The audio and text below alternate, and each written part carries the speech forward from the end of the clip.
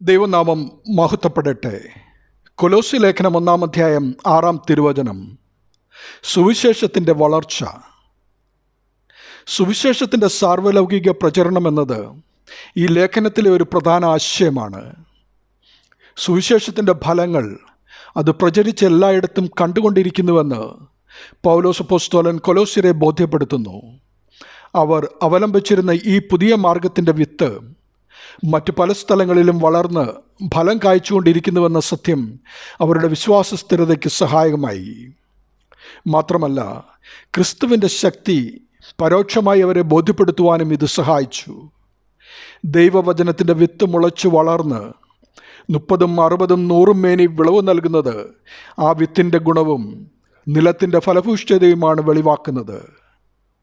കൊലോസ്യരിൽ വിശ്വാസവചനങ്ങൾ നല്ല നിലത്ത് വീണ വിത്ത് പോലെ ഫലം നൽകിയതിൽ അപ്പോസ്തലൻ അവരെ പ്രശംസിക്കുകയാണ് ഇവിടെ ചെയ്യുന്നത്. പ്രോത്സാഹനം ഏവരുടെയും വളർച്ചയ്ക്ക് ആവശ്യമാണല്ലോ. അതിൻ്റെ അഭാവം ആത്മവിശ്വാസം തകർക്കുവാൻ കാരണവുമാണ്. സുവിശേഷം സർവ്വലോകത്തിലും എന്ന പോലെ നിങ്ങളുടെ അടുക്കലും എത്തിയെന്ന കൊലോസ്യ ലേഖനം 1-6 ആദ്യ ഭാഗത്ത് സുവിശേഷത്തിൻ്റെ സാർവത്രികയാണ് നാം കാണുന്നത്. സുവിശേഷം ഏതെങ്കിലും ഒരു പ്രത്യേക ജനവിഭാഗത്തിനോ ദേശത്തിനോ മാത്രമുള്ളതല്ല. അത് മാനവജാതിക്കുമുള്ള രക്ഷാകരമായ പദ്ധതിയാണ്. യേശുക്രിസ്തുവിൻ്റെ ക്രൂശുമരണത്തിലൂടെയും ഉയർത്തെഴുന്നേൽപ്പിലൂടെയുമുള്ള രക്ഷയുടെ ഈ സുവിശേഷത്തിൻ്റെ സന്ദേശം അഥവാ നല്ല വാർത്ത ലോകത്തിൻ്റെ എല്ലാ കോണുകളിലേക്കും വ്യാപിച്ചുകൊണ്ടിരിക്കുന്നുവെന്ന അപ്പോസ്തലനായ പൗലോസ് അപ്പോസ്തലൻ്റെ പ്രസ്താവന ഇവിടെ സന്തോഷത്തോടുകൂടി അനുസ്മരിക്കുകയാണ്. നിങ്ങൾ ദൈവകൃപയെ യഥാർത്ഥമായി കേട്ടറിഞ്ഞ നാൾ മുതലെന്ന കൊലോസ്യ ലേഖനം 1-6 2-ാം ഭാഗത്ത് സുവിശേഷത്തിലുള്ള കൃപയുടെ യാഥാർത്ഥ്യവും അനുഭവവും വെളിപ്പെടുത്തുന്നു. സുവിശേഷം എന്നത് വെറും ഒരു തത്വചിന്തയോ അറിവോ അല്ല. അത് ദൈവകൃപയാണെന്നും യേശുക്രിസ്തുവിലൂടെ സൗജന്യമായി ലഭിച്ച ആ കൃപയെ കേവലം കേൾക്കുക മാത്രമല്ല, അത് ഹൃദയത്തിൽ സ്വീകരിച്ച് അതിൻ്റെ യാഥാർത്ഥ്യം അനുഭവിച്ചറിഞ്ഞ നാൾ മുതൽ ഒരു വ്യക്തിയുടെ ജീവിതത്തിൽ മാറ്റം ആരംഭിക്കുന്നു.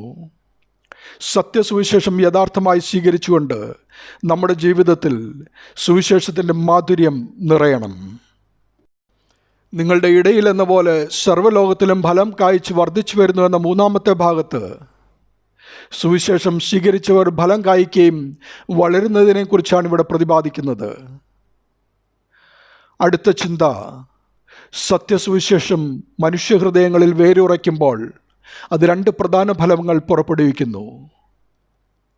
ഒന്നാമത്തേത് ഫലം കായ്ക്കുക എന്നതാണ്. സത്യസുവിശേഷവും സ്നേഹവും സന്തോഷവും സമാധാനവും തുടങ്ങിയ ആത്മീയ ഫലങ്ങളടങ്ങിയ സ്വഭാവ ഗുണങ്ങളും പ്രവൃത്തികളും വിശ്വാസിയിലൂടെ പുറപ്പെടുവിക്കുന്നു. രണ്ടാമത്തേത് വർദ്ധിച്ചു വരിക എന്നതാണ്. സത്യസുവിശേഷത്തിലൂടെ ദൈവവചനം വിശ്വാസികളുടെ ജീവിതത്തിൽ മാത്രമല്ല പുതിയ ആളുകളിലേക്ക് എത്തിച്ചുകൊണ്ട് സഭയിലും ദൈവരാജ്യത്തിലും അനുദിനം വളർന്നുകൊണ്ടേയിരിക്കുന്നു എന്നതാണ് വർദ്ധിച്ചു വരിക എന്നതുകൊണ്ട് അർത്ഥമാക്കുന്നത്. പ്രിയമുള്ളവരെ, ദൈവകൃപ നമ്മുടെ ജീവിതത്തിൽ യഥാർത്ഥമായി അനുഭവപ്പെടുമ്പോൾ അതൊരിക്കലും നിശ്ചലമായിരിക്കുകയില്ല. ഒരു വിത്ത് മുളച്ചു വളർന്ന് ഫലം തരുന്നത് പോലെ സുവിശേഷത്തിൻ്റെ ജീവനുള്ള ശക്തി നമ്മിലൂടെയും ലോകത്തിലേക്ക് വ്യാപിക്കുകയും അത് മറ്റുള്ളവർക്ക് അനുഗ്രഹമായി തീരുകയും ചെയ്യണം. അങ്ങനെ കർത്താവിൻ്റെ വചനം ശക്തിയോടെ ഘോഷിച്ചും വചനം അനുസരിച്ചും ജീവിച്ചും കൊണ്ട് സുവിശേഷീകരണത്തിൻ്റെ വിത്ത് നമ്മിലൂടെയും പകരപ്പെടുവാനും അവ വളർന്നു ഫലം കായ്ച്ച് 30, 60, 100 മേനി വിളവ് നൽകുന്നത് കാണുവാനും അനുഭവിക്കുവാനും നമുക്കിടയാകട്ടെ. ദൈവനാമം മഹത്വപ്പെടട്ടെ. ആമീൻ.